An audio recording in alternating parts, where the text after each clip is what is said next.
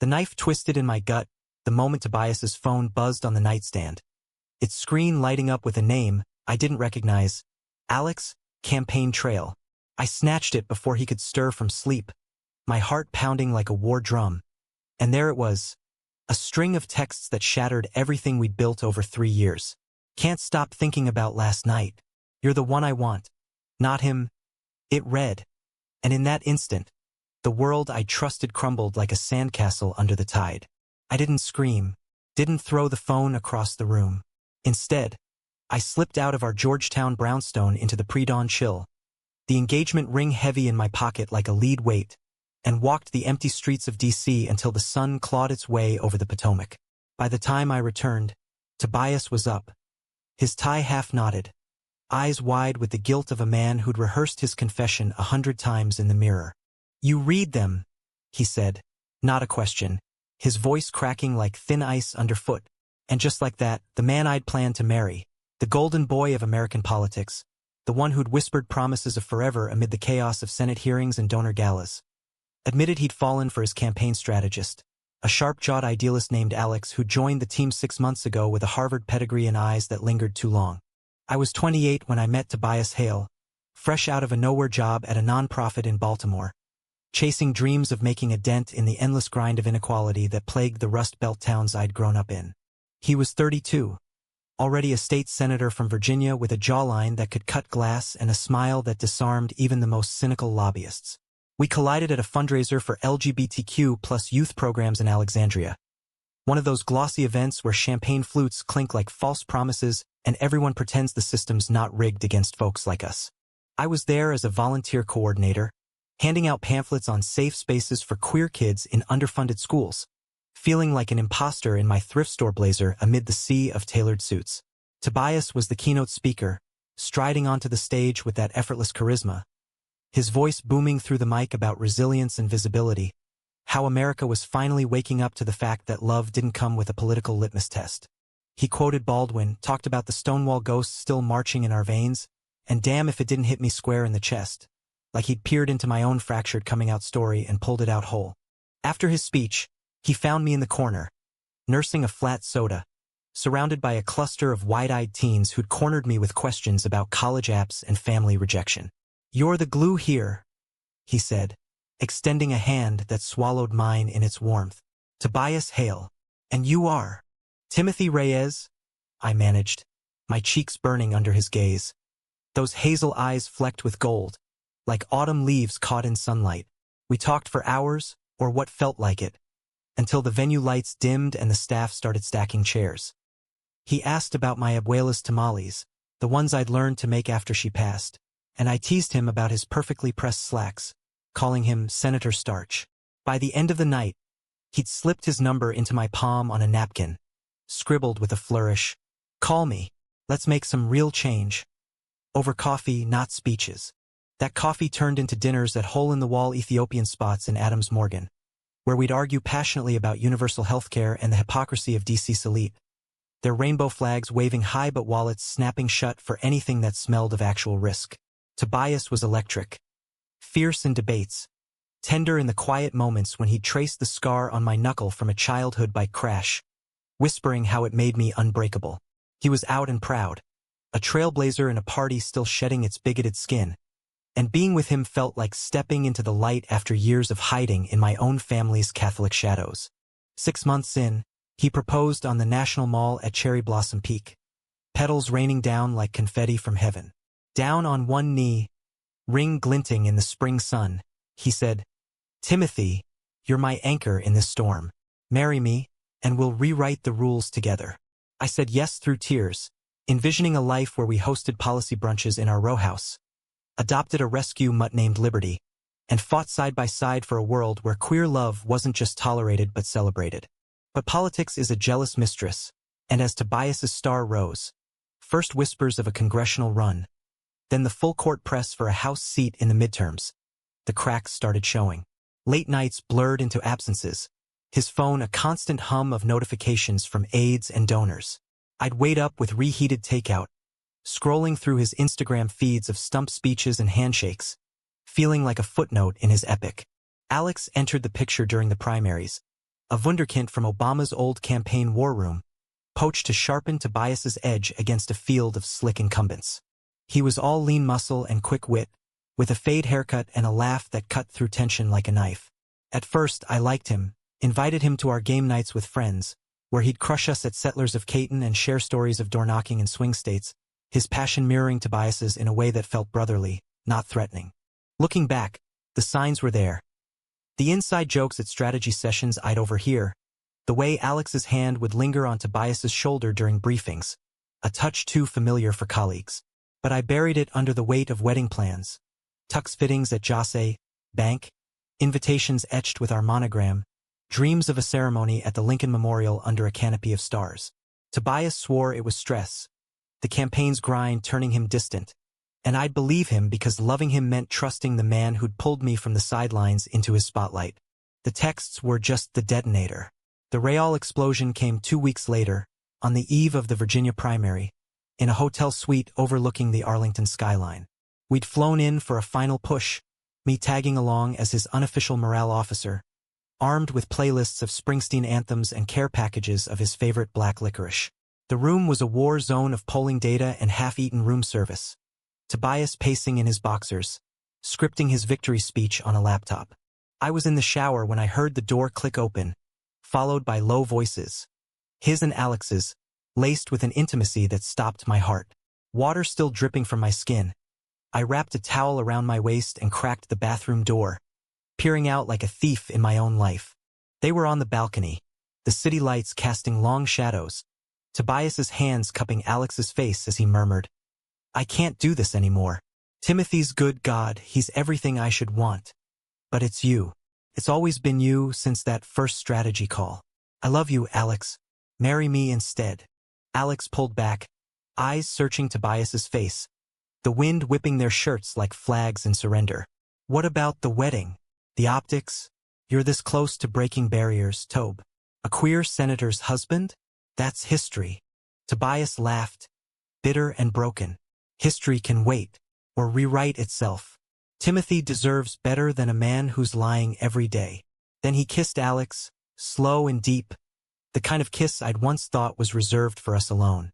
I didn't burst out, didn't shatter the glass door with my fist.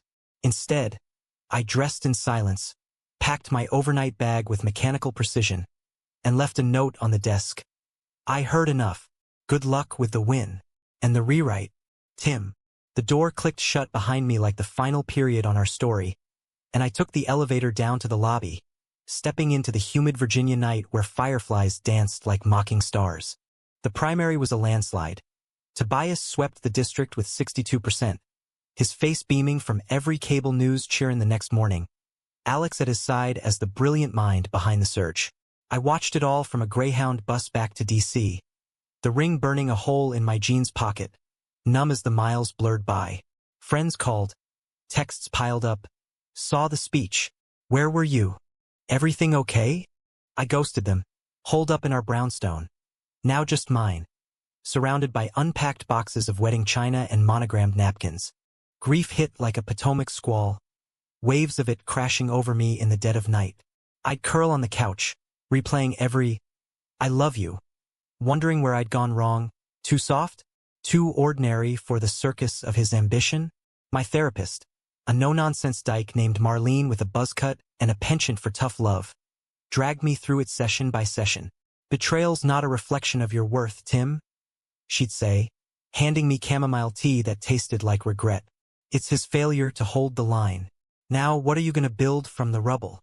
What I built was slow, deliberate, a return to the nonprofit world, this time helming a youth advocacy group focused on queer mental health in the DMV. No spotlights, just real work. Facilitating support circles in community centers, lobbying for funding at city council meetings, watching kids like the ones from that Alexandria fundraiser bloom into voices that demanded to be heard. It was gritty, unglamorous, the kind of change that doesn't make headlines but stitches wounds closed. Tobias tried to reach out, of course. Flowers arrived the week after, lilies that mocked their bridal symbolism, followed by voicemails thick with apology. "Tim, please. It was a mistake. The pressure. Alex was a symptom, not the disease. I still want our life." I deleted them all, blocked the number, But the ache lingered, a phantom limb of what-ifs.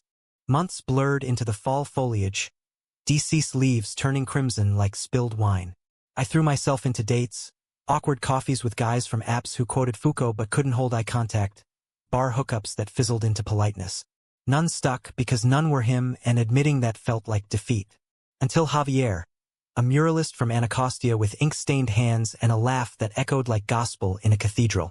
We met at a street art festival on U Street. Him spray-painting a mural of intertwined hands shattering chains. Queer icons from Bayard Rustin to Marsha P. Johnson, bold and unapologetic. I lingered, mesmerized, until he caught my eye and grinned. "You look like you've got a story," he said, wiping paint from his brow. "Wanna tell it over empanadas?" Javi didn't pry about Tobias, not at first. He listened when I finally spilled, months in, over bottles of Malbec on his fire escape, the city humming below us. "Sounds like he lost the plot," Javi said, his thumb tracing circles on my wrist. "But you're the plot twist. Stronger for the break." He was right. Strength isn't born in ease. It's forged in the fire of walking away. And as the midterms loomed, Tobias's name splashed across billboards. "Hail for Congress. Forward together." I felt the embers cool into resolve. I'd testify at hearings on youth suicide rates. My voice steady, no longer the shadow to someone's shine. The high tide of it all crashed during the election night watch party. A fever dream of blue ballots and red maps flickering on screens in a packed DuPont Circle bar. I'd gone with Javi and a crew of activists, there to drown nerves in craft IPAs and cheer for progressive underdogs. Not to stalk my ex, but decease a small pond, and fate's a cruel angler. Tobias won, of course, landslide again, his victory speech a masterclass in deflection, pivoting from personal scandals to policy wins. Whispers had swirled for weeks.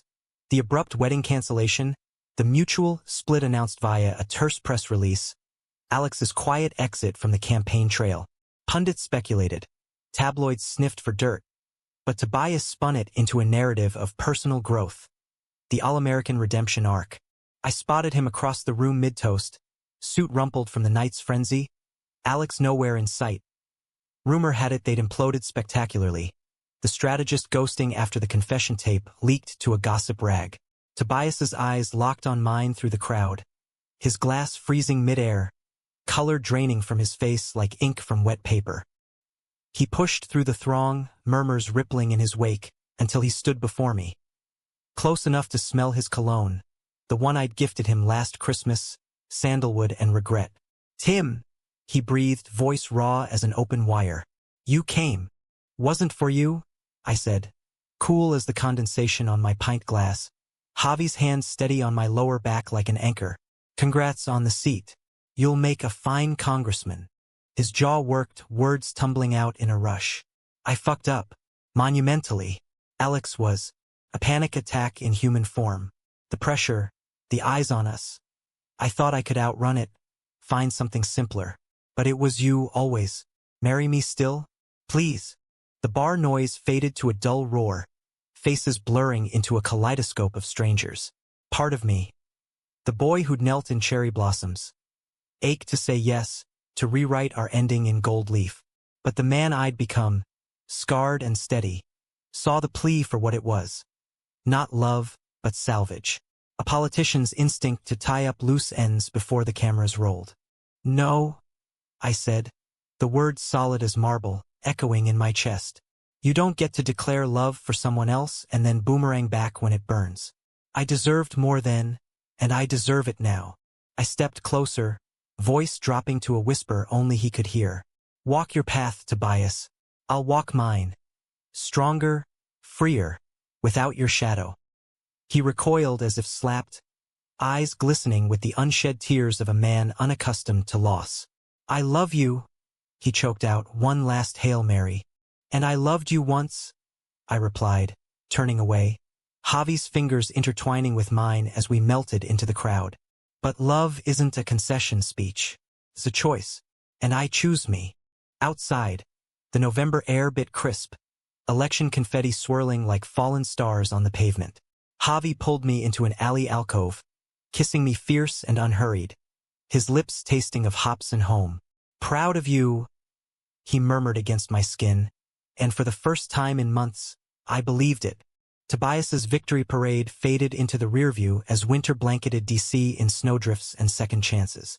He took his oath on the Hill, a fresh face in the circus, sponsoring bills on queer rights that I'd lobbied for behind the scenes.